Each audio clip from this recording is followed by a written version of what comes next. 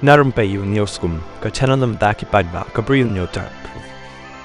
Kanyotra border disputed redressal forum HBDRF akakat nyotrik nailar kalay kando yo MP ka Shillong u Dr. Ricky Ejesengkon ha St. Claret Parish Hall Paramer West Giant Hills District ban pensngo bat ai jingtho halor ki jing e ki pat nong shong shnong ki basong basa ki jaka kaput bat ka jing ya pen bet put hapadeng ka meglaya bat asam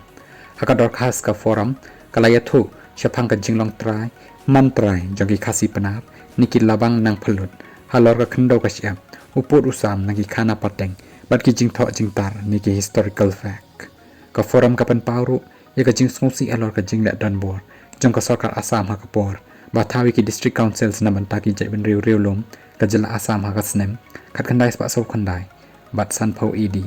ha ka ba khlat bat pen ya so jubor ya ka ilaka labang nang phulut bat pangam raliang block 1 she United Kachar and Mikir Hills ha ka jaka bandan bat ka United Khasi Jainte Hills district council kumaju long na do ndai thai kulong koma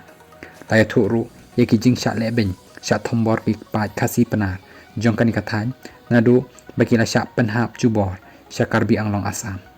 la ka dawru ye ki notification ni ki city sarkar ka baka asam ka pen pawe ka jing kubur bakala le bakla halor ka ba pen hap jubor ye kani ka ilaka sha po United Kachar and Mikir Hills but ki city baka lapha sa ki district council ka United Khasi and Jainte Hills but ka United Kachar Mikir Hills bakin chim kia ban pen bai ni pen dep ya ka kam ban pen phai biang ya kani ka jaka sa ka United Khasi and Jainte Hills district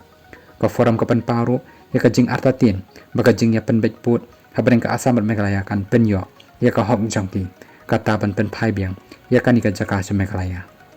kumta ka forum ka kan tu bat kar paru yo MP ban sngob ha ban sim khia ba ya kani ka kam bat ban kren ha po parliament bat ru bat ki he ki han ka sarkar padeng na ka banta ban ai ka jing ptha ikini ki ar sarkar banam dan ka no ka jing le shiliang lani ka jing le arsap hakaba pen be yo por usam